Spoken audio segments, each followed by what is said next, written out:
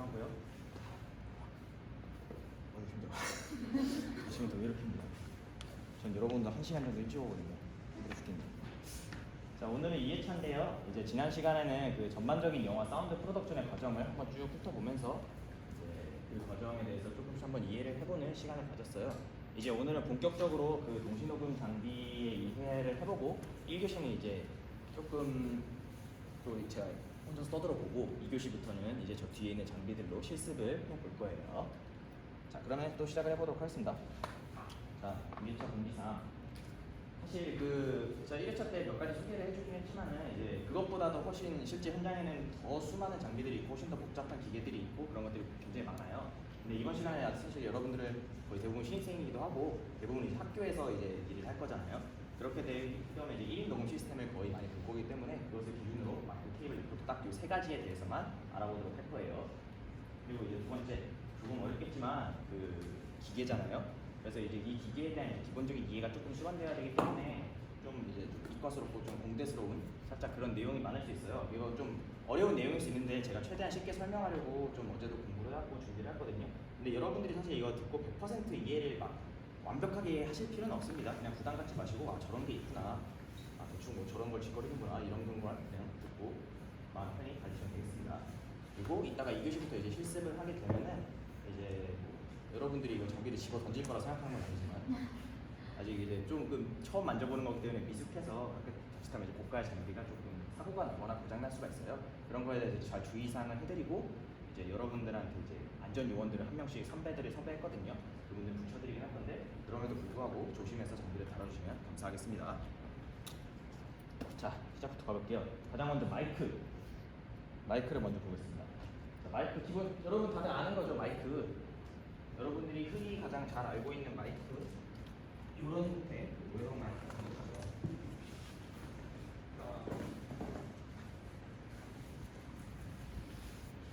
이게 돌아다니고 있는 마이크인데요. 이게 새 거죠. 여러분들이 흔히 잘 알고 있는 마이크죠. 어제 지난주 올해나 제가 사용한 이 마이크도 있고. 자, 이 마이크 기본적으로 마이크는 입력 장치라고 할 수 있어요. 그렇죠? 마이크에다가 이렇게 대고 저희가 말하는 소리는 사실 이 자연계에 존재하는 모든 소리나 이제 뭔가 빛이라든가 그런 것들은 다 이제 아날로그 신호라고 할 수가 있어요. 근데 그런 것들이 이제 녹음을 하고 기록을 하려면은 아날로그 신호인 자연 상태의 소리를 이제 뭐 컴퓨터에 들어갈 수 있는 디지털 신호로 바꿔주는 컨버터가 필요하겠죠. 그 중에서 이 마이크는 입력 장치라고 할 수 있고요. 아날로그 신호를 디지털 신호로 변화시켜주는 장치. 그래서 AD 컨버터라고 합니다. 아날로그 투 디지털 컨버터라고 보통 불러요. 그래서 마이크 모든 이제 이 마이크에만 굳이 해당되는 게 아니라 뭐 이어폰의 모든 종류의 마이크는 다 아날로그 투 디지털이라고 할 수 있고요. 뭐 여러분들이 저기 지금 촬영하고 있는 카메라 같은 거 그런 것도 일종의 아날로그 투 디지털이라고 할 수 있죠. 빛이라는 아날로그 신호를 받아들여서 디지털이라는 영상 픽셀 그런 값으로 변화시키는 거니까요. 반대의 개념, 뭐 여러분들이 이제 받아들이는 출력 장치, 이런 모니터나 아니면은 뭐 귀로 듣는 이어폰 스피커 같은 것들은 전기 신호인 디지털 신호를 다시 여러분들이 들을 수 있는 아날로그 신호 소리로 바꿔주는 것 때문에 반대 이게 디지털 투 아날로그 컨버터 이런 개념이 있습니다. 상식으로 알아봐 주시고요. 작동 원리에 따라서 다이나믹, 콘덴서, 리본, 탄소형 마이크 등등등등등등 여러 가지가 있어요. 이 중에서 오늘 저희가 알아볼 거는 다이나믹 마이크랑 콘덴서 마이크입니다. 뭐 리본 마이크도 요 현대는 많이 쓰이고 탄소형 마이크는 우리 지난 시간에 사랑은 비를 타고 영화 봤죠. 사랑은 비를 타고 해서 처음에 동시녹음 녹음 이렇게 하는데 이따만한 좀 납작한 팔각형 모양의 판처럼 생긴 그런 마이크 있죠. 그런 옛날에 쓰였던 마이크, 지금 초기의 마이크를 탄소형 마이크라고 합니다. 사용 용도 특징에 따라서 바이노럴, 샷건, 라발리어, 파라볼릭 또 등등등등등등 엄청나게 많은 마이크들이 있어요. 이 중에서 오늘 저희가 중점적으로 살펴볼 거는 샷건 마이크입니다. 분 마이크가 샷건 마이크거든요. 자, 또 하나씩 살펴보도록 하겠습니다. 다음 다이나믹 마이크. 아까 제가 다이나믹 마이크는 방금 전에 이제 작동 원리에 따라서 마이크를 분류하는 방식 중에 하나라고 말씀을 드렸었죠. 이 다이나믹 마이크가 이거예요. 보통 여러분들이 생각하는 이제 노래방 마이크나 뭐 이제 가수들이 무대에 올라가지고 조금 고급진 노래방 마이크, 뭐 아이유는 색깔 칠해서 갖고 있기도 하고 그런 것들이 이제 전부 다 다이나믹 마이크라서 이제 가장 대중들에게 가까운 마이크라고 할 수가 있고요. 이제 이 마이크 내부 구조는 고정된 연구 자석과 코일이 붙일 때 진동판으로 이루어져 있고 이런 다다다다다다다다다 이런 것들이 있어요. 한번 읽어만 볼게요. 자석의 자기장 안에 위치한 코일은 진동판 움직임에 따라 전압을 발생시키고 일종의 자가 발전 구조. 이게 중요합니다. 얘는 배터리가 필요가 없어요. 얘는 소리가 들어가면 이 소리를 받아들여서 안에 있는 진동판이 움직이는 대로 자가 발전을 해서 그 자가 발전된 전기 신호를 전달하는 구조이기 때문에 그만큼 출력이 조금 약할 수도 있고 대신 배터리가 필요 없고 하지만 그만큼 구조가 단순하기 때문에 내구성이 굉장히 뛰어나요. 이걸로 사람 팰 수도 있어요. 그래도 이제 고장이 물론 그런 짓을 하면 안 되겠죠. 근데 이런 마이크는 굉장히 오래 쓸 수 있고 대신 단점은 자가 발전 방식으로 이루어지기 때문에 좀 감도가 낮아요. 제가 이제 지난 시간에 잠깐 동시녹음할 때 마이크 지향성에 관한 말씀을 드리면서 가수도 이렇게 입에 대고 노래하다가 빼면은 소리 사라지고 가까이 되면은 다시 이제 막 고음 지르다가 막 돌아오고 이런 거 말씀드렸죠. 그만큼 요 주변부의 소리만 이렇게 받아들일 수 있기 때문에 감도가 조금 낮다라고 말을 할 수가 있어요. 대신 그만큼 가수들이 이렇게 아무리 이게 막 목 찢어져라 소리를 지려도 얘를 망가지지 않습니다. 그만큼 높은 음악, 그러니까 소리가 큰 데시벨의 소리도 감당할 수 있는 장점이 있어요. 그리고 여기 고정된 연구자석과 코일에 부착된 진동판 이런 구조의 설명에 대해서 이제 제가 그림을 보면서 한 번 더 설명을 드리도록 하겠습니다. 자, 이 다이나믹 마이크의 내부 구조는 이렇게 생겼어요. 이 동그란 마이크 헤드 부분, 이 부분 안에 이런 것들이 들어있겠죠. 여기 보시면은 이 마이크를 열면은 가장 먼저 여기 얇은 진동판이 하나 있어요. 영어로는 다이아프레임이라고 하고요. 이 다이아프레임이 이렇게 마이크 헤드 볼 안에 한 겹이 이렇게 들어있고 여기에도 진동판 다이아프레임이 있죠. 제가 아까 이 진동판에 코일이 부착되어 있다고 말씀드렸어요. 여기 이렇게 빙글빙글 이렇게 빙글빙글 돌아가고 있는 코일 보이죠? 이 코일은 진동판에 이렇게 아주 얇게 용접이 되어가지고 붙어 있어요. 그리고 이 코일은 그 약간의 간격을 두고 이 가운데 있는 마그넷 자석이 있습니다. 자석을 이렇게 감싸고 있는 구조이고요. 아까 제가 말씀드렸죠. 여기다가 소리를 대고 아 하고 노래를 부르면은 이 소리에 대한 진동을 이 진동판이 받아들여서 진동판이 조금씩 떨릴 겁니다. 그렇죠? 그러면은 진동판이 떨리게 되면은 진동판에 붙어 있는 코일이 진동판의 움직임에 따라서 같이 움직이겠죠. 그죠? 그렇게 되면 이 코일이랑 요 자석의 자기장 사이에 있는 요 움직임의 신호를 받아들여서 전류가 발생하게 돼요. 제가 아까 말했죠. 움직임에 따른 자가 발전 구조라고. 이 자가 발전 구조를 받아들여서 전기 신호를 송신해 주게 됩니다. 이해가 가시나요? 조금 어렵죠? 이거 완벽하게 외울 필요는 없고 그냥 대충 이런 거 있다. 이 정도로만 알아두시면 좋아요. 질문 있나요? 없으면 넘어갈게요. 자, 다음 콘덴서 마이크입니다. 콘덴서 마이크는 이제 다이나믹 마이크랑 이제 거의 유사하지만 조금 이제 다른 내부 구조를 가지고 있는데요. 이 친구도 이제 기본 원적인 원리는 똑같아요. 진동판을 가지고 있고 진동판을 가지고 있지만 코일 대신에 이제 전극판을 가지고 있습니다. 이 진동판이랑 전극판은 둘 다 전기가 잘 통하는 금속 소재, 전도성을 띈 소재로 만들어져 있어요. 이 두 개의 진동판하고 이 전극판은 아주 얇은 간격을 두고 진짜 이만큼 한 0.몇 나노미터 정도 공간을 아주 살짝 떨어져 있고요. 이제 이 공간에 전류가 통하면 그 빈 공간에 전하를 충전한 일종의 콘덴서 상태가 됩니다. 그래서 콘덴서 마이크예요. 자, 아까랑 차이점이 뭐냐? 제가 여기 적어놨죠. 별도의 전원 필요. 이게 중요합니다. 이 다이나믹 마이크는 이제 아주 미약하지만 자가 발전 구조를 가지고 있기 때문에 여기에다가 건전지를 넣거나 아니면 뭔가 전류를 공급해줄 필요가 없어요. 따로. 그런데 얘는 전류가 항상 상시 흐르고 콘덴서 마이크는 전류가 항상 상시 흐르고 있어야지만 녹음을 할 수가 있습니다.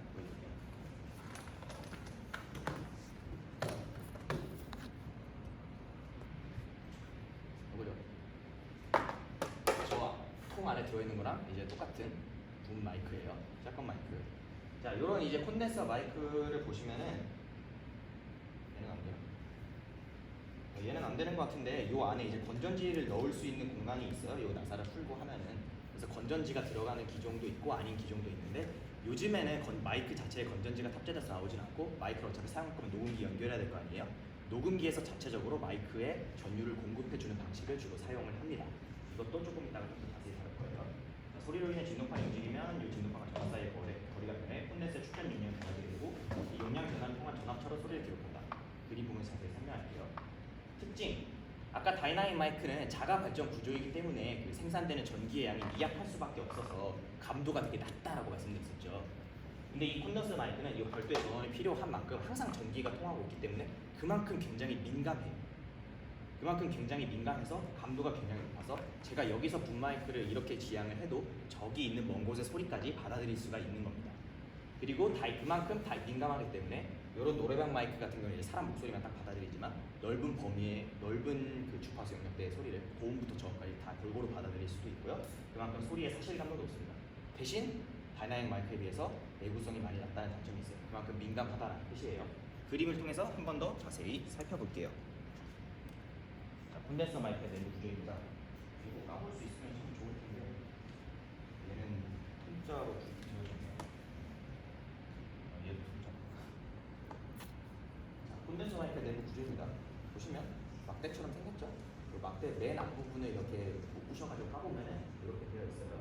아까보다 훨씬 조금 더 단순하게 생긴 것 같죠?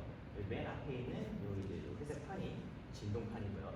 아까 말했죠? 소리에가 이렇게 들어가면은 그 소리의 움직임에 따라서 진동을 받아들이는 진동판. 그리고 진동판 뒤에 백플레이트라고 되어 있는데요. 일종의 그 도체의 판이 전류가 흐를 수 있게 만든 그 금속재 판입니다.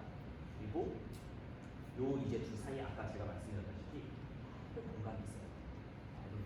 요 그림에 조금 더 평면도에 자세히 나와 있죠. 진동판, 그 뒤에 붙어 있는 전류판, 요 사이에 이렇게 하얗게 되어 있고요. 요 안에 내부 구조는 요 진동판의 전선이 이렇게 하나 연결되어 있고, 요 뒤에 그 전극판의 전선이 이렇게 하나 연결되어 있어요. 여기 보시면 이렇게 배터리가 있습니다. 뭐 굳이 아까 말했다시피 건전지일 수도 있고, 녹음기에서 들어오는 전원 공급 장치일 수도 있겠죠. 그리고 뭐 건전지를 넣든 녹음기에서 전류를 공급해 주던 간에 어쨌든 간에 여기에 전원을 넣게 되면 전류가 요런 방향대로 흐르게 되거든요.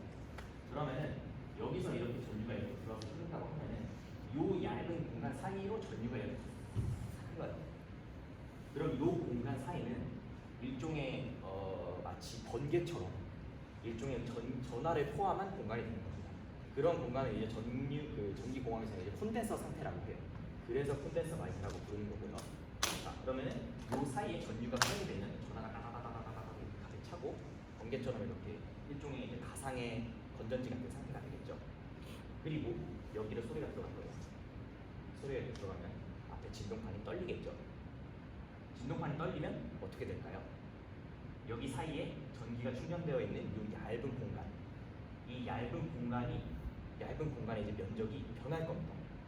그렇죠. 앞에 이 진동판이 움직이니까 소리가 크면 이게 좁아질 거고요. 소리가 작아지면 다시 이게 넓어질 거고요. 그렇겠죠? 그렇게 되면은 이 안에 충전되어 있는 전하의 양이 변하게 되겠죠. 같은 양의 전류가 계속 흐르고 있는데 소리가 커져서 공간이 좁아지면은 그만큼 용량이 올라갈 거고요. 소리가 작아져서 공간이 넓어지면 그만큼 그 전하의 용량이 떨어지겠죠. 이 변화하는 전기의 양, 변화하는 전하의 양을 전기 신호로 변환해서 소리를 기록하는 방식입니다. 어렵죠? 어렵죠? 졸라 공대 같아요. 저도 이거 이해하느라 3년 걸렸어요. 마이크 부셔보고 뜯어보고 이렇게 돈 날려먹은 게 얼마인지 모르겠어요. 이런 식으로 아무튼 콘덴서 마이크는 이루어져 있고요. 그만큼 이제 민감한 장비이기 때문에 이제 굉장히 프로용 마이크에 많이 쓰여요. 이런 이제 붐 마이크를 포함한 다른 마이크도 있는데 하나 보여드릴게요.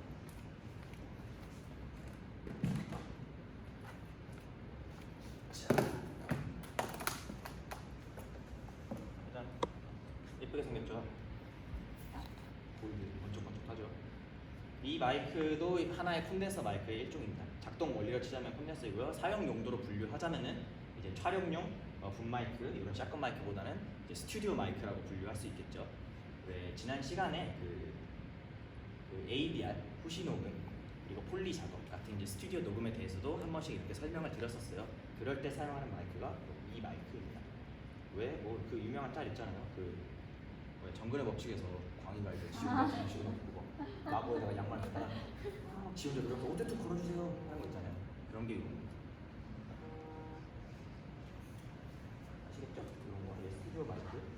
촬영 현장에서는 쓸 수가 없어요. 얘는 이제 콘덴서 마이크임에도 불구하고 감도가 이제 다이나믹 마이크처럼 이 주변으로 이렇게 한정되어 있기 때문에 이제 현장에서 사용할 수 없어요. 딱 봐도 이렇게 좀 더 길게 생겼기 때문에 더 멀리 나갈 것처럼 생겼죠. 총 쏠 것 같잖아요. 그리고 이 친구의 또 재미있는 기능이 하나 또 있는데 그거는 이제 조금 이따가 말씀을 드릴게요. 혹시 이해 안 되거나 뭐 질문 있으면 언제든지 손 들고 얘기하고요. 다음 샷건 마이크입니다. 지금까지 설명했던 이 마이크죠. 샷건 마이크.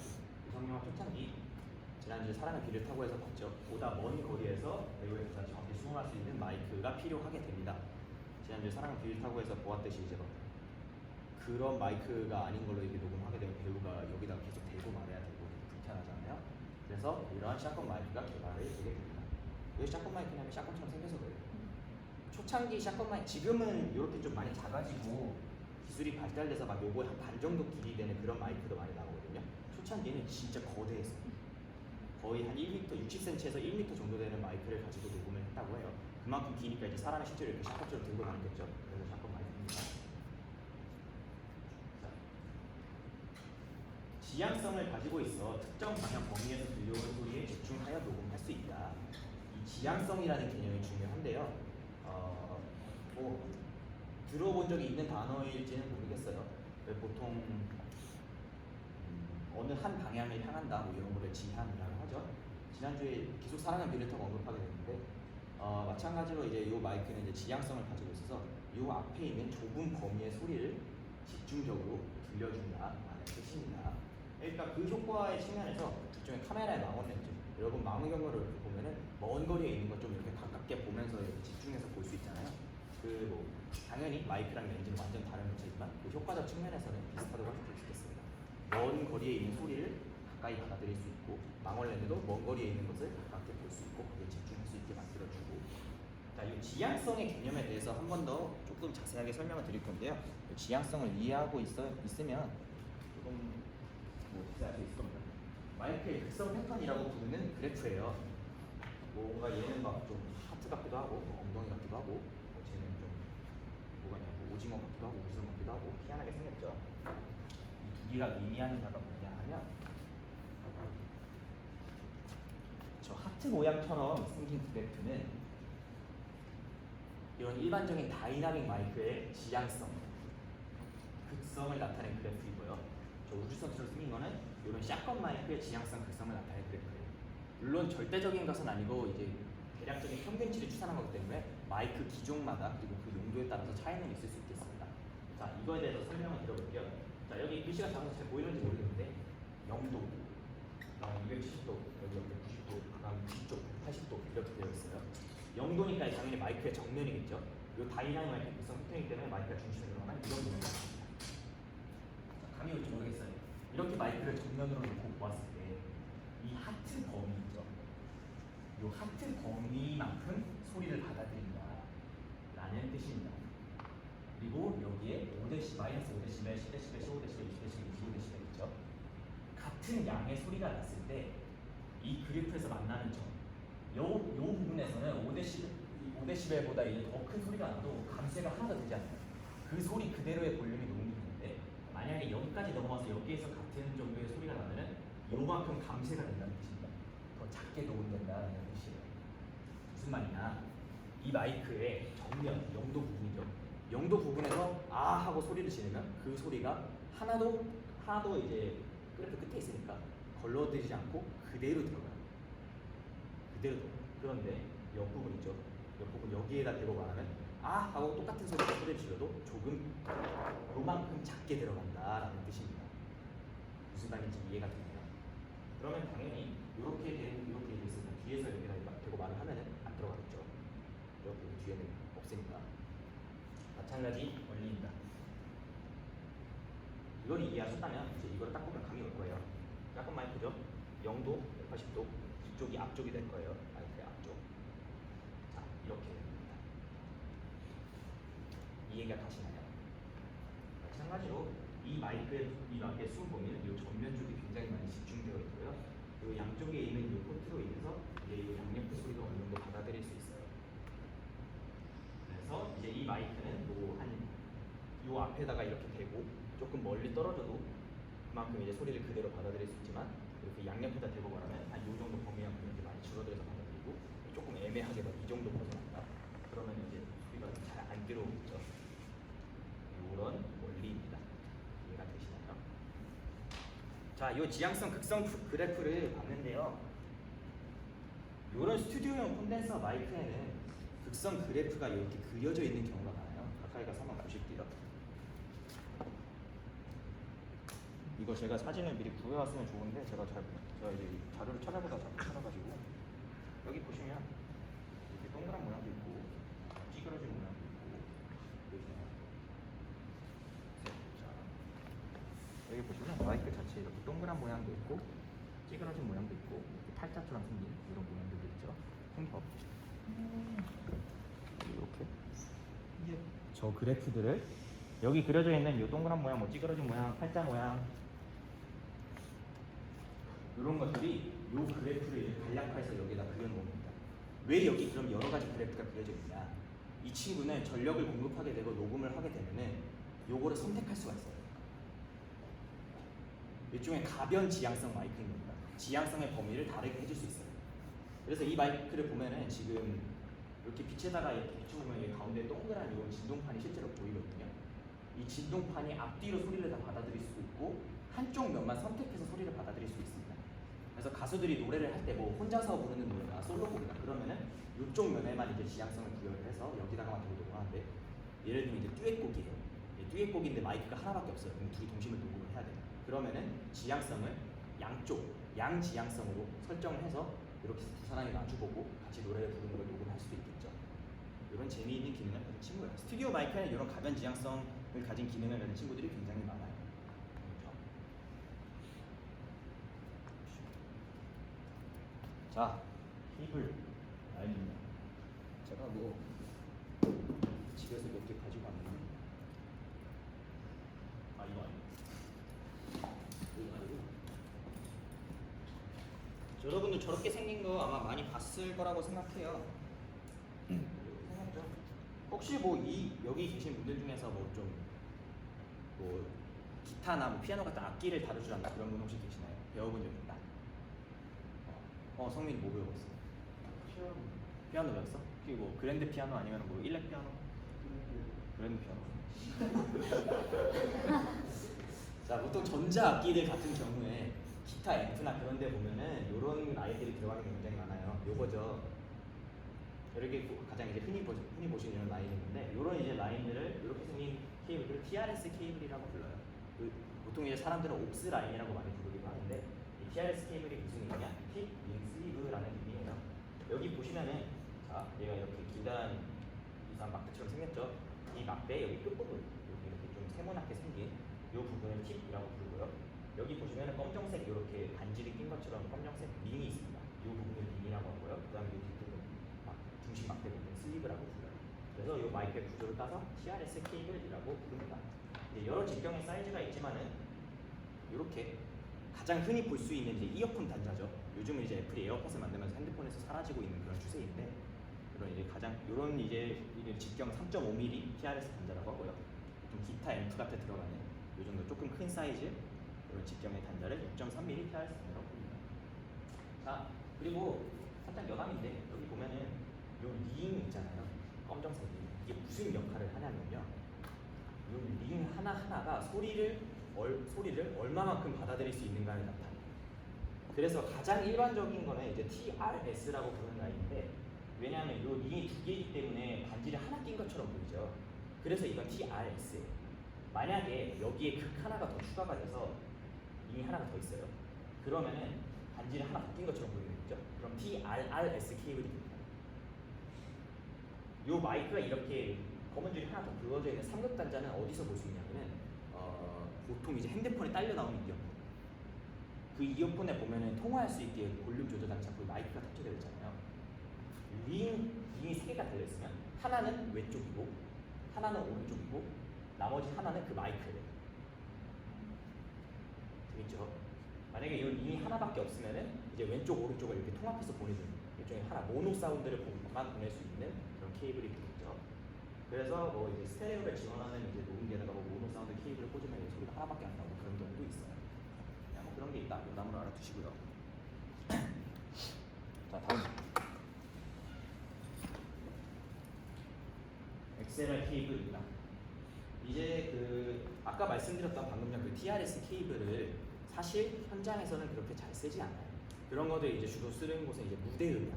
아까 말했다시피 제가 악기를 예시로 들었죠.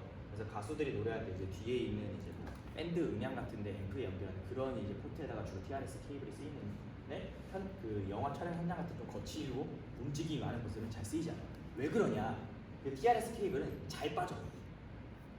딱 봐도 이것보다 좀 잘 빠지게 생겼죠. 그냥 길쭉한 거 이렇게 푹 꽂으면 끝이니까 그냥 당기면 빠진단 말이에요. 근데 이렇게 꽂아놓고 이렇게 녹음을 하고 있는데 움직이다가 누가 발이 이렇게 딱 걸렸어요. 사랑의 비례타고 본 거죠. 그럼 이제 그냥 푹 빠져버리겠죠. 그럼 이제 난리가 나는 겁니다. 그런 이유로 현장에서는 요 XLR 케이블이라는 것을 이제 주셨어요. 왜 XLR이냐? 이거 안에 보시면은 이렇게 마찬가지로 극이 3개가 있습니다. 이 극 3개 하나는 이제 그 왼쪽 레프트, 하나는 라이트, 그리고 나머지 하나는 이 둘을 섞어서 믹스 다운해서 보내주는 역할을 해요. 그래서 레프트와 라이트를 이제 좀 콤보해서 이렇게 섞어서 보내줄 수 있다. 그래서 XLR 케이블입니다. 은어로 캐논 라인이라고 부르는데, 왜냐하면 이 XLR 케이블을 이제 한 80년대쯤에 처음 개발한 회사 이름이 캐논이에요. 여러분들이 알고 있는 일본의 그 카메라 회사 캐논은 아니고요. 그 저희 그 유럽 쪽의 회사라고 알고 있는데 정확한 나라는 모르겠어요. 이 XLR 케이블은 이제 뭐 보시다시피 이렇게 잠금 장치도 있고, 꼭 이렇게 잠금 장치 누르고 빼야 돼요. 뺄 때. 그리고 이제 잠금 장치도 있고, 여기 이제 단자 부분도 튼튼하고 하지만 이제 아무래도 프로 현장에서 많이 쓰이는 케이블은 조금 이제 관리를 해줄 필요가 있어요. 특히 이제 소리 같은 경우는 뭐 영상도 만약에 조금 이상한 케이블 같은 거 쓰면 이렇게 보고 있다가 막 TV가 막 지지지지 거리고 그러잖아요. 그런 것처럼 이제 케이블의 컨디션에 따라서 아주 미묘하게 소리가 이렇게 바뀔 수도 있습니다. 가장 간단한 거는 요 안에 이렇게 전선 다발이 이렇게 연결되어 있을 거 아니에요. 뭐 전선이 뭐 예를 들면 요 안에 여기 3개지만 하나당 뭐 3개 연결돼서 전선이 9개 연결돼 있다 라고 치는데, 그 중에 전선 하나만 중간에 떡 끊어졌어요. 그러면은 고르게 전류 신호가 전송되지 못하겠죠. 하나만 떨어졌습니다. 그런 일이 발생하게 되면은 이제 그 녹음 기사분이 이제 듣다가 야 이거 뭔가 이상해 케이블 바꿔봐 이런 말을 합니다. 그래서 요걸 이제 좀 잘 관리해줄 필요성이 있어요. 지금 이제 요거는 이제 제가 집에서 가져온 이제 제가 개인적으로 들고 다니는 케이블인데 색깔이 예쁘죠? 제 걸리면 파란색 붙일 거예요. 보통은 이제 검정색을 많이 쓰는데 저는 이제 좀 구분하려고 이렇게 색깔 있는 걸로 하고 있어요. 개인 취미로. 지금은 이렇게 예쁘게 좀 잘 말려 있죠. 제가 평소에 잘 말아놔서 그런데 이거 이제 좀 라인 많은 거다가 한번 시범을 해볼 건데, 요거는 이제 여러분들이 좀 많이 연습을 하셔야 될 부분입니다. 이렇게 라인을 잘 말아놓지 않고 그냥 뭐 전화선 꼬여 있듯이 막 이렇게 내팽개처럼 관리하다가 케이블이 금방 고장날 수가 있어요. 근데 촬영 중에 케이블이 하나밖에 없는데 그게 고장났다 그럼 굉장히 좀 낭패겠죠. 자, 넘어가겠습니다. 자, 지금까지 중에서 혹시 뭐 질문이나 뭐 궁금한 거나 뭐 있나요? 다음 넘어가 볼게요. 동시 녹음기. 옛날 녹음기들은 아까 제가 이 샷건 마이크로폰이고 지금은 이렇게 한 손에 쥘 수 있을 정도 크기지만 옛날에는 엄청 길고 컸다고 말씀드렸죠. 녹음기도 그랬어요. 마찬가지입니다. 기술이 발달하지 못했기 때문에 진짜 크고 무겁고 그랬어요. 그래서 이제 그거를 카트에 씌워서 막 여러 사람이 붙어서 끌고 다녀야 되고 그랬어요. 근데 이제 기술이 발달하면서 마이크가 작아지는 것만큼 녹음기도 점점점 이렇게 작아지고 있어요. 그래서 이제 그걸 현장에서 휴대가 가능하도록 모든 타겟 같은 것들을 우리나라에서는 주로 보는 녹음기, 외국에서는 포터블 휴대용 레코더라는 거 있죠. 네, 라고 부릅니다. 여기 우리 학교에 있는 표적인 기준은 이 친구가 이제 좀 나이가 많아가지고 좀 많이 낡았는데 그냥 가방 같죠. 이 정도 사이즈로 작아져서 사람이 이렇게 메고 다니면서 편하게 할 수 있는 그런 색상입니다. 일반적으로 모노와 스테레오 녹음을 기본으로 하나, 최근엔 믹서의 기능을 모두 수행할 수 있는 멀티채널 녹음기가 많아지는 추세. 자, 이게 뭔 소리냐? 아까 제가 TRS 케이블을 설명하면서 극의 개수에 따른 링의 개수에 따른 그 전기 신호의 전송량의 차이에 대해서 말씀드렸었죠. 자, 여러분들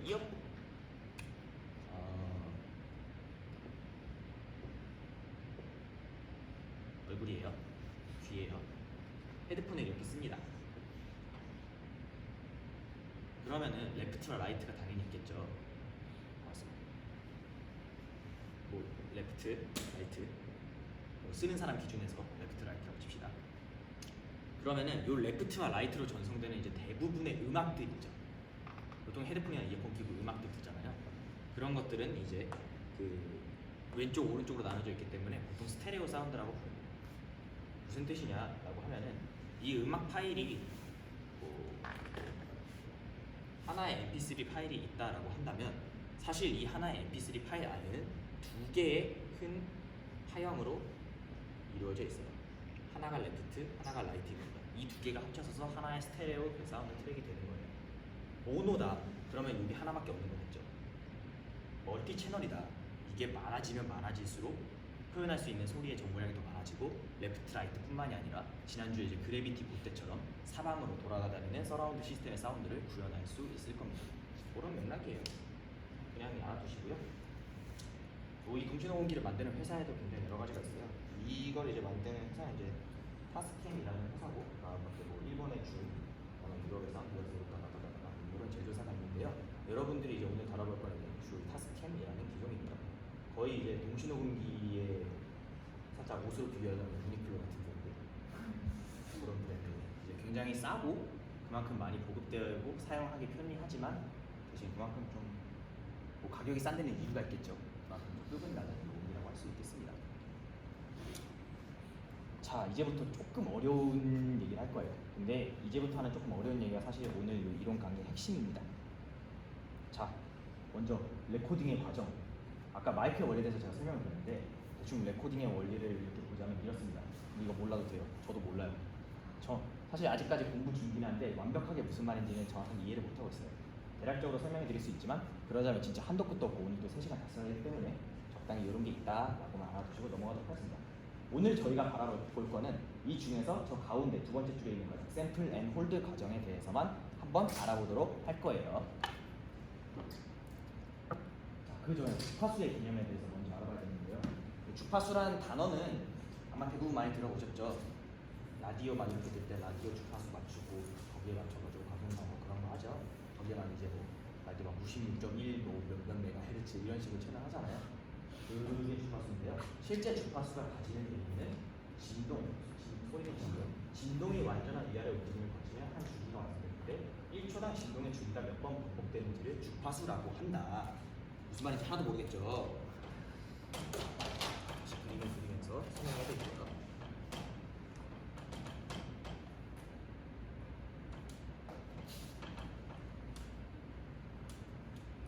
너무 크게 그렸어. 자, 소리는 진동입니다. 그렇죠? 제가 이렇게 입으로 여러분들한테 이렇게 말을 하면 제 성대에서 발생한 진동이 공기라는 매질을 떨리면서 그 공기의 진동이 파동 형태로 나아가는 거예요. 그 진동의 파형은 대충 이렇게 생겼을 겁니다.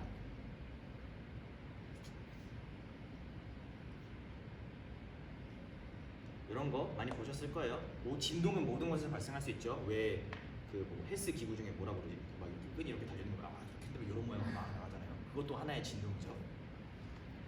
자, X축이 있고, 아이고,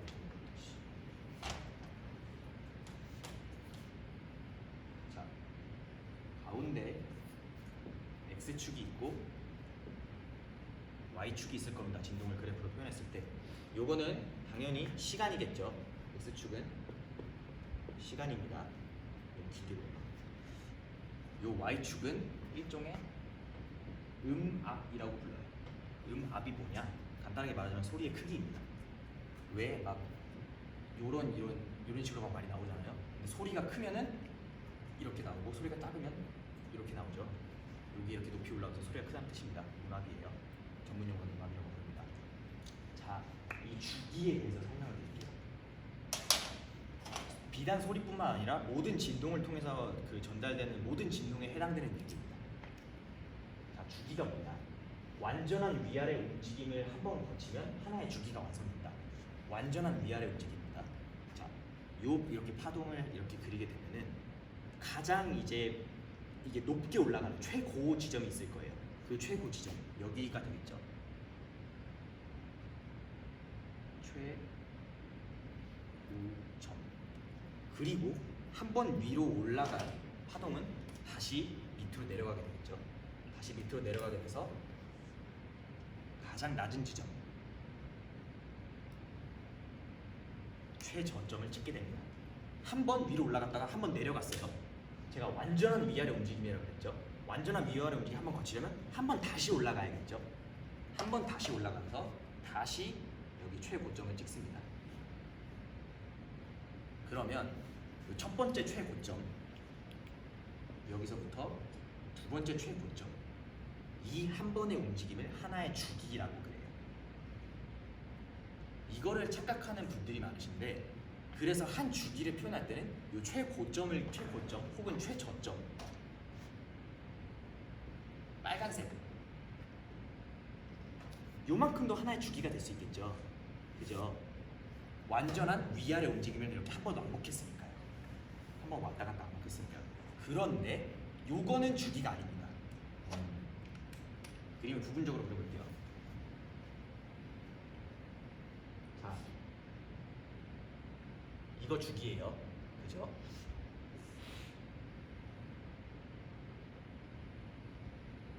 이건 주기가 아니에요. 왜? 완전한 위아래 움직임을 한 번 거치지 않았으니까. 지금 이건 이제 시작점을 좀 잘못 잡은 케이스죠. 시작점을 이제 최고점과 최저점으로 잡은 게 아니라 요 이제 최고점과 최저점 사이의 평균값으로 잡은 케이스이니까요. 완전하게 왕복을 한 번 하지 않았고 뒤에 요만큼이 남아 있겠죠. 최고점까지 다 찍으려면 요거에 깔리시면 안 돼요. 요거는 이제 주기가 아닙니다. 그래서 요러한 요 한 번의 움직임을 주기라고 불러요. 그리고 요렇게 생긴 하나의 주기, 이 하나의 진동 주기가 1초당 몇 번 반복되느냐, 이거를 주파수라고 불러요. 그래서 자, 여기 좀 지울게요.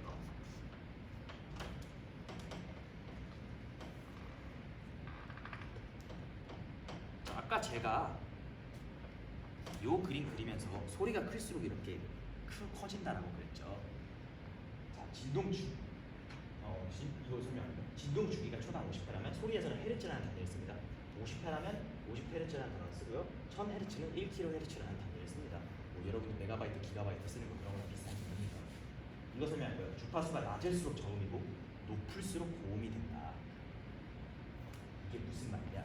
자, 저 하나의 주기가 높을수록 주기가 1초당 많이 반복될수록, 주기가 촘촘하면 촘촘하고 좁으면 좁을수록 주파수가 높은 거겠죠. 주파수가 높을수록 고음이에요. 그 반대면 저음이 되는 거고요. 자,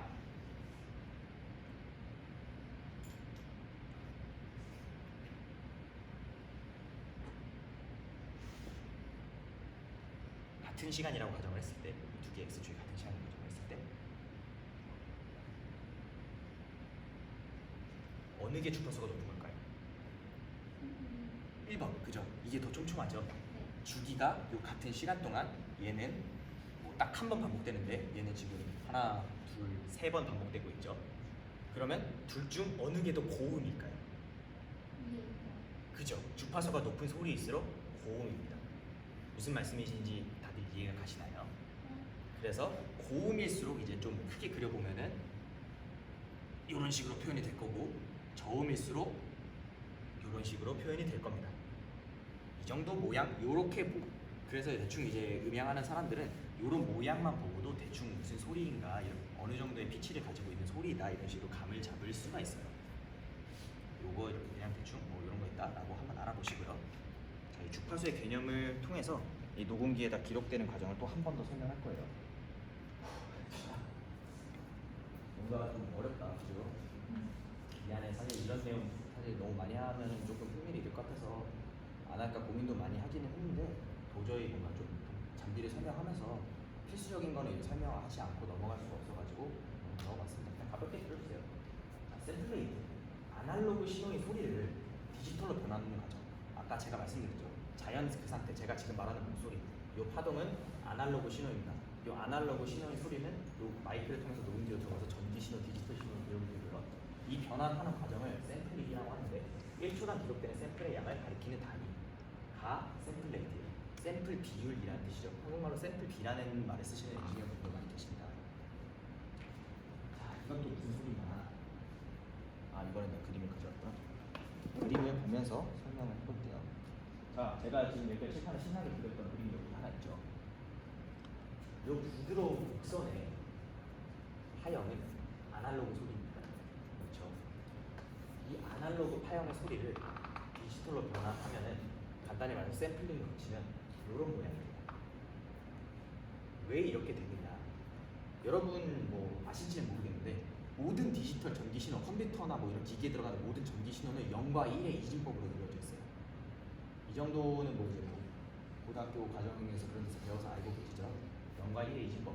단순히 그게 뭐 0 없느냐, 1 존재하느냐 요 두 가지만 가지고 모든 이제 아날로그 파형을 다 기록하는 겁니다. 그래서 여러분들 유튜브 볼 때 디지털의 개념을 한 번 더 설명하자면 유튜브 볼 때 밑에 화질 선택하시죠. 화질에 보면 이제 막 360p, 720p, 1080p 이런 게 있습니다. 혹시 이게 뭘 의미하는지 아시나요? 픽셀 수 어떻게 알았어? 배웠어요. 아, 오케이, 좋아요. 자, 한번 그게 무슨 말이냐면, 자, 이 화이트 보드를 유튜브 화면이라고 할게요.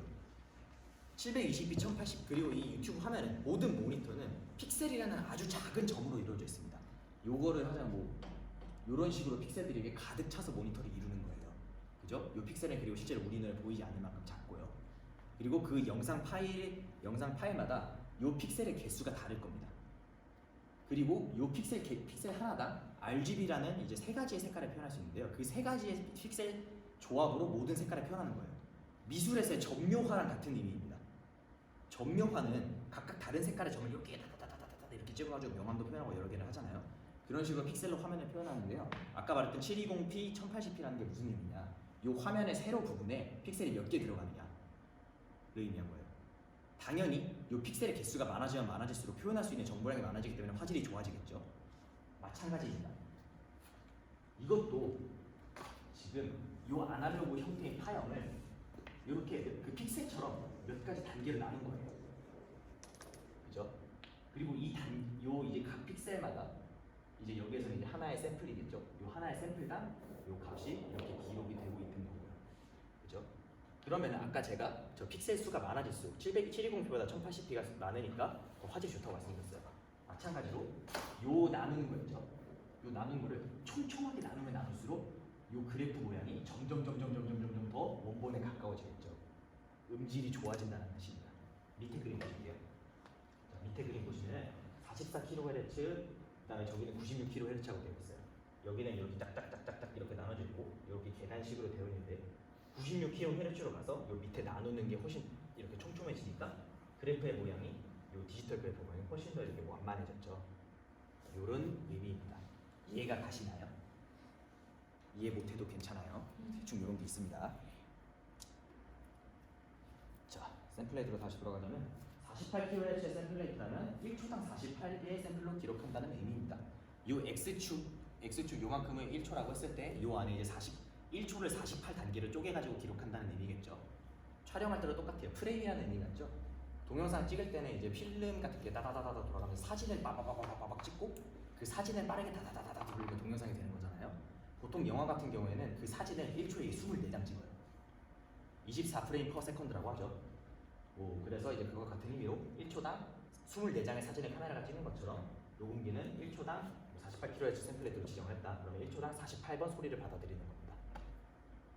당연히 샘플레이트가 높을수록 요 나누는 게 촘촘해지니까 요 촘촘한 소리를 기록하는 데 훨씬 더 유리하겠죠. 고음을 녹음하는데 손실 없이 녹음할 수 있습니다. 영화에서 가장 널리 쓰이는 샘플레이트는 48kHz. 옛날에 이제 한 2000년도 초반까지는 44.1kHz를 많이 썼어요. 그리고 그 44.1kHz가 이제 실제로 CD 음질이라고 그 표준 음질로 이렇게 지정되어 있기도 했었고요. 근데 이제 요즘에는 기술이 발달해가지고 96kHz도 나오고 막 온갖 것들 많이 나오는데 너무 높은 걸로 녹음을 하게 되면 아직까지 파일이 너무 무거워지는 문제가 있어서 48kHz를 가장 대중적으로 많이 쓰고 있습니다. 그게 그리고 나중에 편집할 때 가장 무난하게 적용되기도 하고요. 자, 비트덱스. 하나의 디지털 샘플이랑 전환 레벨을 어느 정도의 양자와 값으로 포착할 것인지를 이진법으로 표현하다니 말이 더 어렵죠. 간단하게 설명하겠습니다. 아까 샘플레이트는 이 소리의 파형을 요 시간당 X축을 나눈 거라고 말씀드렸어요. 비트덱스는 뭐냐? 자, 지금 이만큼 이렇게 소리를 샘플링 했을 때 요 하나하나의 막대기가 하나의 샘플 되겠죠? 그러면은 요 하나의 샘플도 Y축만큼 쪼개져야 될 거예요. 그래야지 기록을 할 수가 있잖아요. 컴퓨터가 0과 1로 받아들여서 기록을 할 수가 있잖아요. 간단하게 설명할게요. X축이